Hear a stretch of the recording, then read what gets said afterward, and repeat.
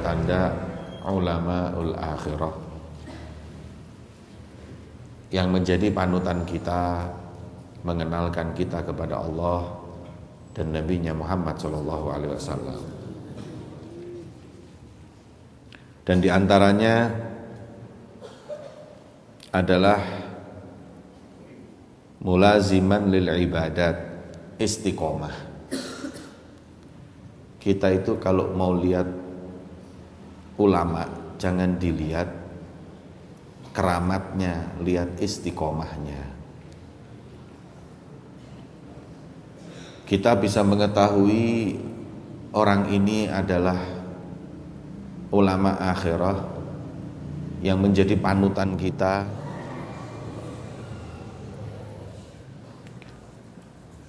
apabila kita ingin mengetahui ini ulama adalah ulama akhirat yang menjadi panutan kita, adalah diantaranya mempunyai sifat mulaziman lil ibadah, yang senantiasa istiqomah ibadah.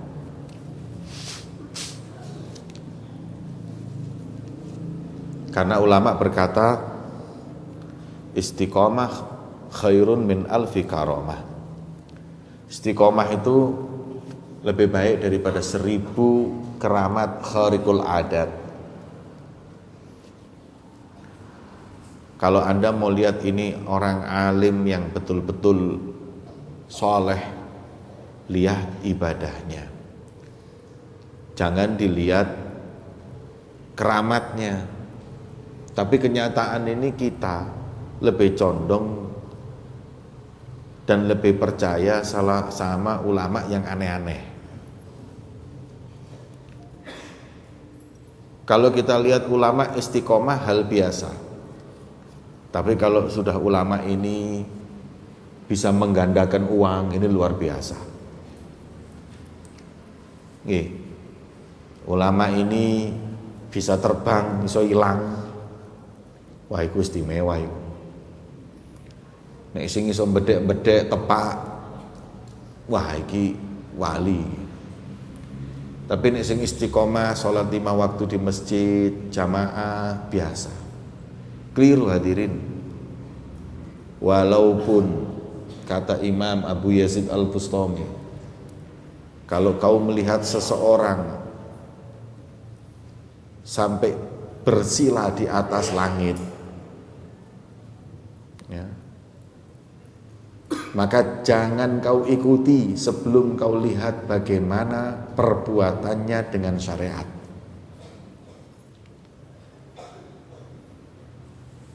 Jangan kita tergiur dengan sesuatu yang nggak masuk akal. Contohnya iso ngilang, iso ngawang. Kalau umpama yang namanya terbang itu adalah bagian dari keramat yang menunjukkan keistimewaannya, ya manuk itu keramat kabeh.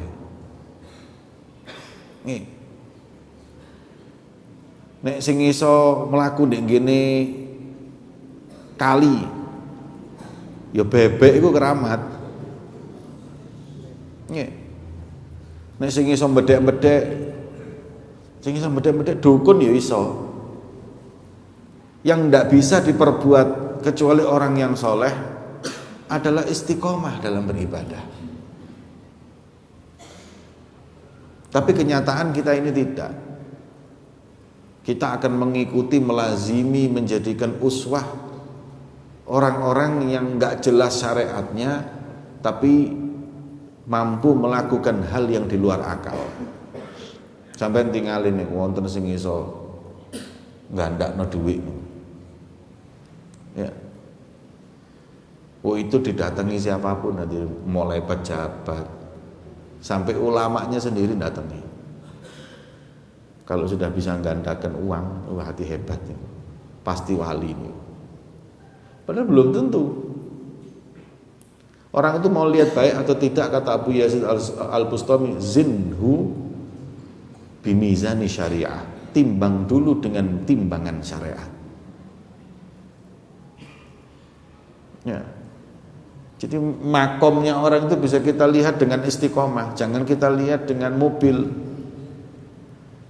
Dan di areng-areng niki makome ustad tergantung montori. Lain numpak sepeda motor mbok masih alim apal Quran, apal Zabur, apal Injil. Kabeh kitab suci lek perlu dihafalno, tetep jenenge ustad sebab numpak sepeda motor. Tapi nek wis numpak Innova, lah niki baru ulama nih, kiai niki. Nek numpak Alphard wali Allah ini. Makanya kita diingetin di sini. Kalau orang Madura istrinya satu ustadz. Kalau istrinya dua baru kiai. Kalau istrinya empat wali Allah itu. Okay. Saya pernah di Madura diundang, ditanya, "Beb, berempat binina, Beb?" Saya jawab, "Setong." "Oh, Bu, setong neka bener kiai, benih kiai, Beb." Kalau satu belum kiai, masih ustadz, Beb. Kalau sudah punya dua istri, nah neka namanya kiai. Kalau empat, sak montor bareng, wali Allah nih. Makanya kita diajarkan oleh Imam Haddad, kalau mau menilai ini ulama akhirat atau tidak, lihat bagaimana sifatnya dalam mulazamatul ibadat, istiqomah. Wah, ini istimewa ini. Dan apabila kau saksikan ada ulama yang yatahawan ala sholat ditinggal kemudian zakat nggak melakukan, wayahe poso-poso awan-awan, ini rokokan. Ya. Terus ditakoni, "Doyai jenengan kok rokokan?" Kon gak ngerti, makome gak paham kok. Iki makome dukur-dukur sok sing makrifat tok sing paham. Ini jawabannya tinggalkan. Tinggalkan. Saya pernah di Banjarmasin dulu dilapori orang, "Beb, ini ada orang ngakunya wali Allah tapi nggak sholat. Katanya makomnya sudah tinggi jadi sudah nggak wajib sholat." Saya jawab, "Nah niku gara-gara kedukuran makomnya kebentuk terus gendeng. Memang wong gendeng nggak wajib sholat."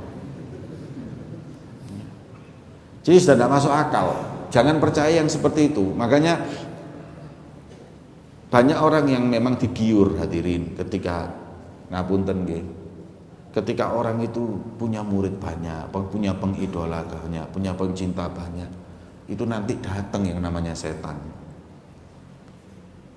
Kemudian bagaimana menggelincirkan dia, karena kalau ini tergelincir, kepleset, yang kepleset banyak.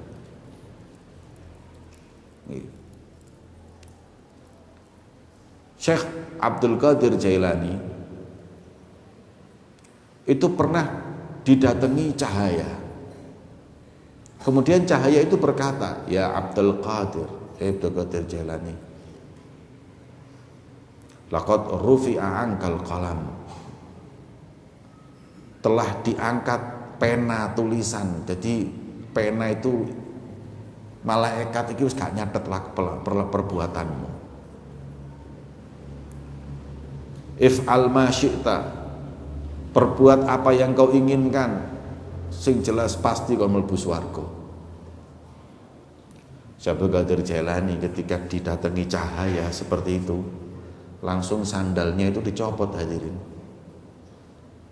Dicopot sandalnya, dilempar itu cahaya sambil berkata, "Ikhsa anta ya la'in." Pergi kau wahai makhluk yang dilaknat oleh Allah. Itu yang namanya cahaya tadi berubah menjadi hitam gelap, kemudian jatuh gluduk. Iki sing ngantuk-ngantuk tangi gitu. Ana apa setan di sebelah mulugur gitu. Jatuh, katanya setan nyekel boyoin, kon kok ro lah aku setan. Sudah 30 orang ahli ibadah tergelincir dengan cara seperti ini. Tapi kali ini luput caraku kepadamu. Jawabannya Syekh Abdul Qadir Jailani pinter. Loh, siapa saya ini? Kok sampai ndak wajib sholat, ndak wajib segala-galanya siapa? Wong Kanjeng Nabi aja itu loh. Sampai meninggalnya, sampai sakit-sakit berangkat ke masjid sholat. Sayyidina Abu Bakar juga seperti itu. Sayyidina Umar malah pas sholat meninggalnya. Sayyidina Ali juga begitu. Siapa saya dibanding mereka? Kok terus berani mengatakan gak wajib untuk saya sholat? Makanya saya langsung tahu kamu pasti iblis, kamu pasti setan. Nah, akhirnya gagal sudah. Tetap mulazim bil ibadah, tetap istiqomah ibadah sampai meninggal dunia. Walaupun sebagai terjalani keramatnya, kemuliaan semua, tapi tetap ibadah. Makanya di areng-areng niki wonten kiai, ustad, habib, opo ae. Terus ngomong sholat gak wajib, coplon sandalmu. Wis ngono tok. Paham ya? Wis gak usah tak terusno. Tak perlu sudah diikuti. Kita mengikuti orang yang istiqomah ibadah. Kemudian wadalan alal khair da'iyan ilal huda, selalu mengajak orang dalam kebaikan dan selalu menyeru orang dalam petunjuk Allah. Semua kata-katanya petunjuk, perbuatannya petunjuk, bahkan perbuatannya dia sendiri ini sudah menunjukkan orang dalam kebaikan. Kata guru saya seperti ini, man lam yanfa'ka lahduhu lam yanfa'ka lafduhu. Kiai, ustadz, habib, sopoai, kalau perbuatannya tidak manfaat bagi orang lain, maka bicaranya, kalimatnya nggak akan manfaat bagi yang lain. Lisanul hal afsah min lisanil maqal. Lisan keadaan kita itu lebih manfaat, lebih fasih daripada perkataan kita. Jadi orang-orang dulu itu ulama belum ngomong, tingkah lakunya ini sudah dakwah.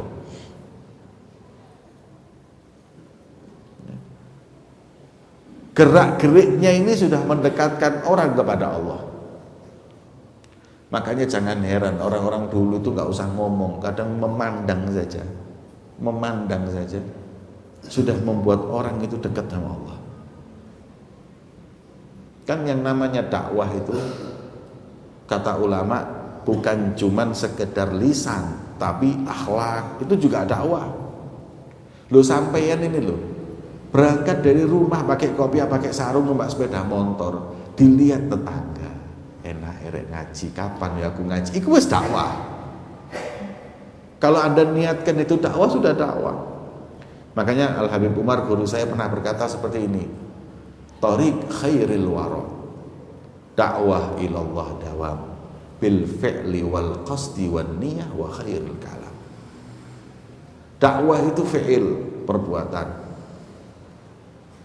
Kemudian dengan niat, kemudian dengan kata-kata yang baik, bil fi'li wal qasdi wan niyah, sama qasdi wan niyah. Pernah ada satu riwayat saya pernah baca di buku, dan ini seperti ceritanya Habib Abu Bakar bin Yahya di Surabaya. Ada seorang dai itu ketika ada perkumpulan yang dia tahu di perkumpulan itu banyak orang maksiat sama Allah. Kemudian si ustadz ini dalam hatinya pengen untuk mendapat kesempatan untuk ceramah, dengan harapan agar mereka kembali ke jalan Allah. Mungkin ada hajatan di mana gitu, di situ yang memimpin majelis ini kiai besar. Ada seorang pemuda, ustadz muda ini, yang ustadz muda itu penuh semangat. Dalam hatinya dia mau ngomong kepada ulama tadi, kasih saya kesempatan untuk saya ceramah agar mereka ini taubat kepada Allah. Ini banyak orang maksiat ini. Saya dengar itu sekarang lagi banyak maksiat ini, maksiat itu. Saya ingin menyampaikan bahwa perbuatan mereka itu salah. Dia ini rusak ya Allah, iki le ustaz iki, nek kiai iki memang kiai Masya Allah, nek syekh ini ki syekh sing alim, pasti tahu niat saya. Saya akan ceramah, saya akan mengingatkan mereka ke jalan Allah. Nah, ini kan yang namanya ulama ini akhirat ini pengennya ngejak orang dekat sama Allah. Bukan kepingin ceramah dia, tapi pengen untuk mengembalikan orang di jalan Allah. Sampai habis majelis, sampai pulang nggak dikasih kesempatan. Nyesel ini orang. Ya Allah, eman iki kiai gak pati alim ini, gak pati wali. Nek wali ngerti apa sing tak karep. Kemudian setelah selesai acara baca maulid, kemudian sholat. Setelah sholat dipanggil pemuda itu, ustadz muda itu dipanggil oleh kiai yang tua tadi, yang syekh. Sini wahai ustadz, ini ada apa? Beliau berkata, yang telah kau niatkan di hatimu untuk mengingatkan kepada mereka, oleh Allah sudah diletakkan di hati mereka. Gak usah ceramah. Kau akan lihat orang-orang ini sepulang dari sini semuanya tobat di jalan Allah. Dan betul lah tidak. Padahal belum ceramah dia, cuma niat aja. Niat mengembalikan mereka di jalan Allah. Niatnya ini oleh Allah didengar, Allah tahu niatnya, dan disampaikan, hati mereka dirubah ke jalan Allah. Nangis ini Ustadz, ya Allah, kula suudan iki mau. Maaf saya prasangka buruk, gak apa-apa. Makanya kita niat ini sudah dakwah. Niat untuk ya Allah semoga majelis ini orangnya manfaat. Ini sudah didengar sama Allah. Walaupun kita nggak perlu ngomong, nggak usah ceramah. Ya. Maka itu sifatnya seorang ulama ul akhirah, dalan alal khair da'iyan ilal huda. Selalu pikirannya menunjukkan orang itu kebaikan. Dari semua perbuatannya, perkataannya bisa jadi contoh. Oke, jadi. Nah, punten nggih, saya merasa ketika saya itu ngaji di Hadramaut di Tarim dulu, memang betul ulama di sana itu perbuatannya itu sudah memberikan pelajaran buat kita. Di antaranya, saya hampir nggak melihat ulama masuk masjid kaki kiri itu nggak pernah. Jumatan pakai baju selain putih nggak pernah. Jadi semuanya ngikutin sunnah. Dan yang lebih dari itu, saya nggak pernah lihat ulama di sana itu ketawa ngakak. Ngakak itu karo. Makanya waktu pulang itu saya ketemu mbek ustadz ambek ulama gitu di majelis ulama gitu. Delok ulama ngakak bingung saya. Ya, bukan berarti saya baik, tidak, karena saya bisa lihat orang yang seperti itu terus lihat yang kayak gini bingung. Lah saya sendiri kan kalau ketawa ya ngakak. Nih, saya pernah itu waktu di Tarim ngakak, disindir saya. Jadi lihat sesuatu yang lucu saya ketawa ngakak. Ngakaknya kebanteran saya, lali tak pikir diareng-areng biyen. Tahu enggak kata satu ulama di sana mengatakan, "Hadza laisa dhihkul ulama." Ini bukan ketawanya ulama ini. Semet utang gulang tuh. Ya. Sampai seperti itu hadirin. Ya. Mereka gudwah betul-betul perbuatannya ini semuanya. Kemudian dza samtin wa tu'dadin wa tu'datin wa waqarin wa sakinah. Mereka orang-orang yang kalau nggak penting nggak bicara. Khusyuk, sakinah, waqor. Waqor itu orangnya itu wibawa, terus tenang. Gak gerutak-geruduk waqor. Nggak gerutak-geruduk. Saya punya teman itu pernah nunggu kiai mau ngaji di masjid gitu, nunggu kiai nggak datang-datang, akhirnya dia nunggu di Serambi. Nah, temennya ke kamar mandi sebelah sini, ada kamar mandi, temennya ke kamar mandi. Temennya ini pengen godol, begitu keluar dari kamar mandi buka dikaget, wow, kaget. Oh, ngajar kok ngageti, tawa dia. Terus duduk lagi di Serambi nunggu kiai. Gantian, yang ngageti itu tahu-tahu kepingin ke kamar mandi, si aku tak najeding. Oh iya, dalam hatinya tak kageti gantian. Ya. Lah kok dia masuk kamar mandi nggak tahu kamar mandi yang mana.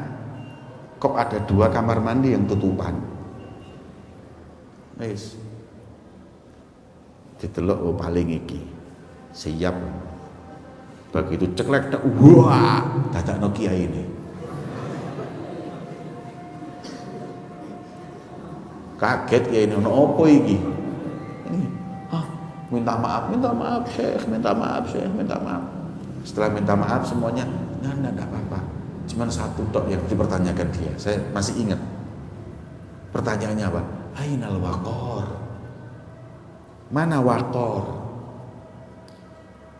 Gak pantes santri atau ulama berbuat seperti itu. Gak boleh. Waqor. Waqor tadi itu artinya adalah tenang. Mana ketenangan? Nah, ini adalah sifat yang mesti ada pada seorang ulama. Ya. Sakinah itu tenang, damai. Ya. Ini yang harus dimiliki oleh mereka. Kemudian wahasanul akhlak, dan akhlak budi pekertinya yang baik. Budi pekerti yang baik kata Sayyidina Abdullah bin Abbas ialah kalamun layyin wal basyasyatu fil wajhi. Akhlak itu gampang, 2 tok sumbernya. Apa? Senyum sama orang. Jadi kalau ketemu sama orang ojo perengat-perengut. Ya. Makanya dari kiai, dari ulama itu sering senyum. Jadi kalau ketemu tuh senang. Seperti Habib Abdullah bin Syahab. Ada yang pernah itu ke Hadramut sama saya ajak kata Habib Abdullah bin Syahab itu, saya seumur hidup kenal beliau waktu saya ngaji di sana 5 tahun. Sampai pulang saya ziarah tiap tahun, belum pernah lihat beliau itu nggak senyum. Kepada siapa saja senyum, di majelisnya fotonya senyum semua. Itu akhlak. Gak tahu perengat-perengut. Oh, jadi ulama, jadi kiai perengat-perengut ae. Sing ngaji mbek wong iku lho sapa? Didelok ae gak enak apa meneh ngaji. Karena yang namanya ulama itu hadirin, namanya ulama itu ketika dia mau pengajian dan lain-lain itu disunahkan husnul hay'ah, pakai baju yang wibawa, pakai sunnah Nabi dan bersih. Makanya bagi orang yang sholat Jum'ah itu kalau di kitab fikih itu disebutkan sunnahnya pakai yang namanya toilasan. Supaya apa? Supaya kelihatan wibawa. Jadi ulama itu harus kelihatan wibawa. Guyone sik wibawa. Tapi nek wis ulama ceramah guyone gak karu-karuan, gak ono wibawae blas. Bingung bedakno antara ulama mek Kartowo iki bingung. Iki ketoprak apa ceramah? Enggak tepat itu. Pernah suatu saat ya, ada satu majelis penceramahnya ini Masya Allah dari pertama sampai akhir ngewakak tok sing hadir, guyu tok dari awal sampai akhir. Kemudian ada satu orang yang hadir di situ, orang ahlillah, ulama akhirat yang Masya Allah berkata seperti ini, akhafu an tunza haibatur rahman min tilkal majalis. Saya takut majelis pengajian yang seperti itu menjadi sebab dicabutnya kewibawaannya Allah Subhanahu wa ta'ala. Orang keluar dari situ nggak justru kembali kepada Allah, nggak tambah khusyuk ibadah, malah cerita, waduh bawanyol Bang Kiai. Jangan, ini kan akhirnya nggak jadi panutan. Ini sampean pikir. Ya, makanya saya kalau ceramah sama ustadz atau dai yang ngomongnya jorok, saya nggak mau. Saya nggak mau. Karena itu sudah buat saya mungkar. Nggak ngajari orang. Ini. Nanti kalau saya ceramah setelah dia malah saya muring-muring. Mending nggak usah. Boleh orang itu membawa orang tertawa dan semuanya, tapi yang masih koridor akhlak. Nggak terus ngomongnya yang maaf 17 tahun ke atas. Arek cilik-cilik sing hadir rusak kabeh.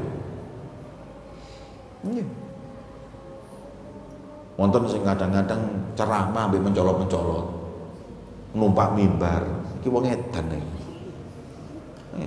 Nah aku jadi jamaah tak tinggal metu ya. Sampean nggih ngoten, Pak. Ada sing macam-macam hadirin. Ono sing sarungnya dibuka. Apa ini nggak paham saya. Nah, ini mereka orang awam ini nggak ngerti tanda ulama ul akhirah itu seperti ini. Hasanul khuluq, orangnya itu senyum. Wa kalamul layyin, dan senantiasa memilih kata-kata itu yang baik, nggak menyakiti orang, nggak mencaci maki, nggak boleh melaknat, mencaci, mendoakan buruk, itu nggak boleh. Itu bukan ulama akhirat. Ulama akhirat itu walaupun ya, melihat kemungkaran pun dia menyatakan itu mungkar yang harus ditinggalkan, tapi sambil mendoakan agar mereka bertaubat di jalan Allah. Nih, nggak didoakan tambah gak karu-karuan. Pokoknya yo sing main togel iki tak dongakno untune protol. Nih, tak dongakno penyakitan, tak dongakno ndak boleh nyumpahi wong. Maka itu ini adalah tanda ulama akhirat. Sampean sekarang ini belajar ini untuk apa? Untuk memilah. Untuk memilah. Karena kadang-kadang kita sekarang ini kan bingung nggak hadirin. Ini yang kita ikuti yang mana ini ulama ini? Tapi ketika sampean sudah tahu tanda-tanda ini tadi, ya Allah, ini loh ulama. Nah, kemudian saya barusan mendapat beberapa hari yang lalu mendapatkan kabar yang baik, ya, kabar yang baik, yaitu seorang ulama itu berkata seperti ini. Kalau kita itu senang sama ulama dan kita kepingin dianggap santrinya, apa harus kita mondok ke ulama tersebut? Atau ngaji di masjidnya dia? Atau di baiat sebagaimana orang-orang sufi, thariqah? Atau bagaimana? Ulama tadi menjawab, nggak perlu semua. Hanya perlu kuwatu ta'alluq, batin ini mempunyai ikatan cinta dengan orang tersebut, maka dia adalah muridnya. Lah enak. Dadi Mas yo wong iku wadon nek Maroko ngono. Maroko iki kok wadon rek.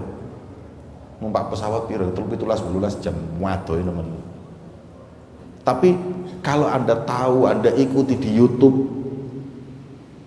ceramahnya dan membawa Anda dekat sama Allah, ya kayak dulu yang sering saya ikuti, sering saya dengarkan ceramah itu Asy-Syaikh Muhammad Said Ramadhani Al-Buti.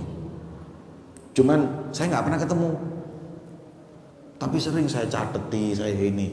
Nah, dengan kuwatu ta'alluq, dengan kuatnya kita itu rasa ada hubungan, maka cukup kata beliau tadi itu Anda adalah muridnya.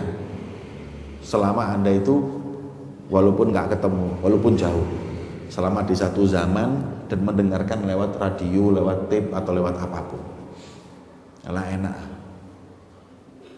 Ini yang disebut kam min ba'idin qarib. Nggak sedikit orang yang jauh tapi dia dekat. Tapi ada orang yang min qaribin ba'id, dekat tapi jauh. Dia dekat dengan guru tersebut, tapi maaf, hatinya nggak ada ta'alluq, istilahnya tidak ada hubungan kuat. Ya, itu seperti ceritanya ada satu kiai nyuruh santrinya ke pasar, mau ngaji nih, santrinya mau ngaji, diwarale kok nggak usah ngaji nang pasar ya. Lah apa jogo tuku di pasar. Lah aku pengen ngaji supaya oleh gak usah wis. Ya apa sih kiai? Kok nganti ngaji lho gak oleh.